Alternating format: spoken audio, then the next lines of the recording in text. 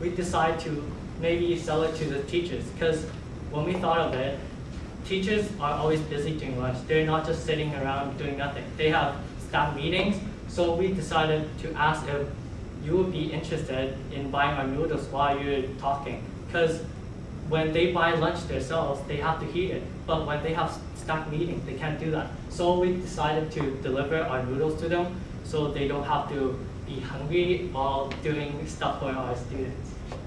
And then, like previous one, it's mainly because higher grades have more money, and that's why it's the senior grades. And here's some of the numbers that we got. The project sales to be average of 186 boxes, including pre-orders.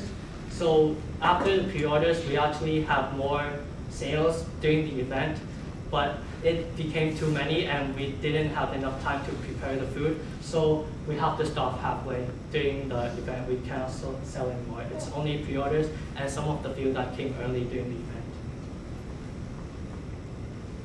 And I'll pass the torch to Andy. Okay.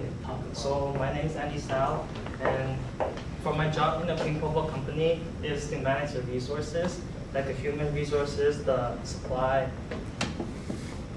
So one of our major resources is our human resource, which consists of 6 different roles, which is based on our team charter, which everyone is promised to agree on so we can be successful and thrive in the future.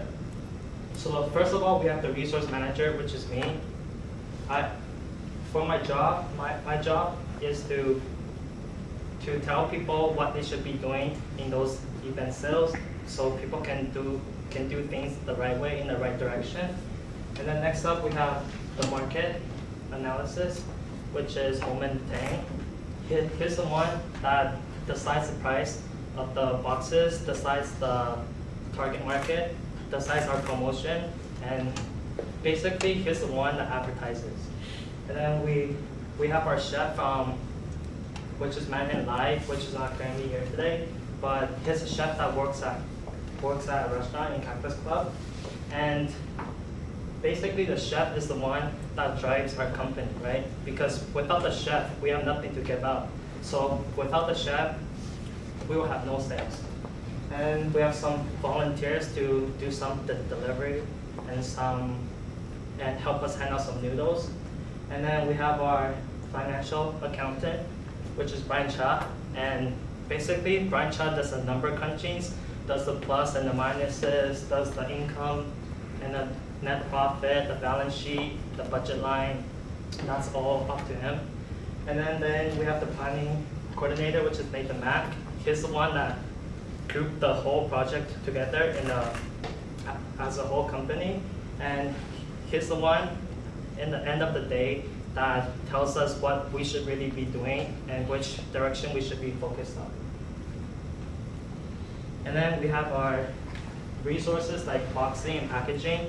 For our boxes, they're like specially made from a box company in Vancouver. So it's like really special and not like plain like other people's. And then we have our supply, which is always freshly bought, freshly cut, and freshly served. So our customer gets what they pay for. And then we have our cooking room, like our pans, our chopsticks, our forks that we like use to buy. And now the financial section will be analyzed by Brian Cha. Hi, I'm Brian, and I'm in charge of the financing department. And we, PingPoPo, believe that a strong financing team is what we need in order to be successful in the business. We believe that money is the root of all evil, but we have managed to overcome. This could be proved by our income statement.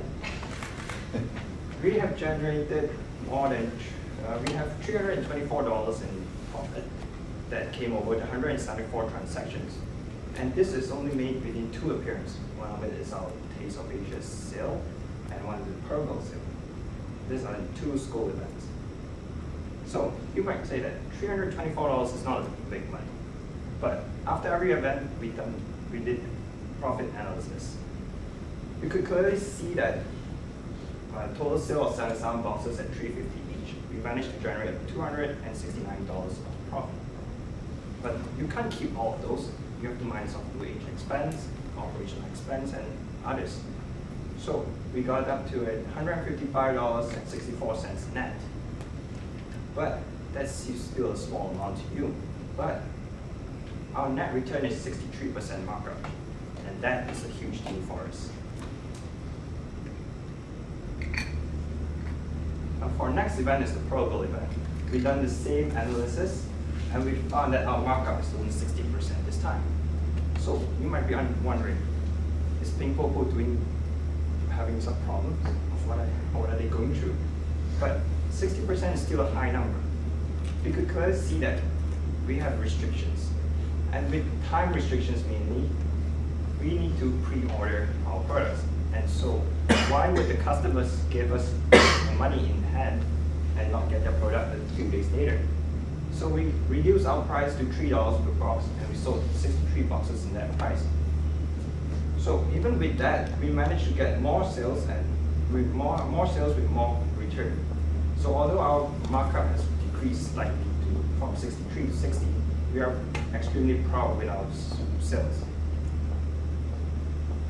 And the business world out there is kind of scary. You don't just dive into it. You have to do costing, budgeting, and others. We did our homework, we studied, we analyzed it before we go into the business world. So at our first event, the Taste of Asia, our break-even point is $83.86. So before we go into it, we say, do we have enough sales to cover that, whether to proceed or not to? So we also done budgeting.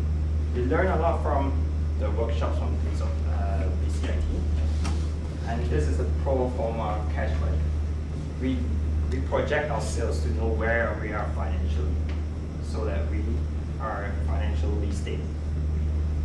So at the end of the two sales, we come to find that our net unit revenue for each box in Taste of Asia comes to be $2.03, and unit per girl is $1.91.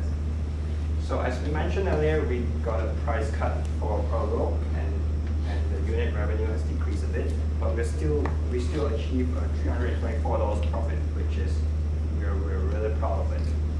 And so that ends the financing department. I'll pass it back to our coordinator. So in terms of improvement, we got a lot of feedback from our customers in the whole school after we finished all of our sales. We went to our customers and asked them, how did we do? Did you like the taste? And what we got back was that perhaps our customer service could have been a little bit better, because during the sales, we had one little stand, and nothing was really organized to show how they should line up or other stuff. It just happened to be a really big mall around one little stall.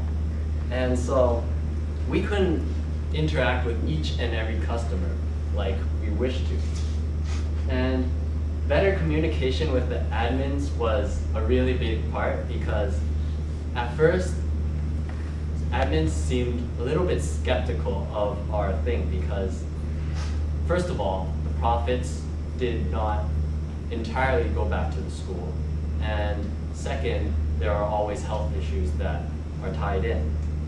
And so basically what we learned from this is that persistency is key. Every week we generally went back to the admin with a new improved plan, and I guess they got tired of us because sooner or later they let us do this. Yes. And more organization and planning. The same thing can be said about the sales, where we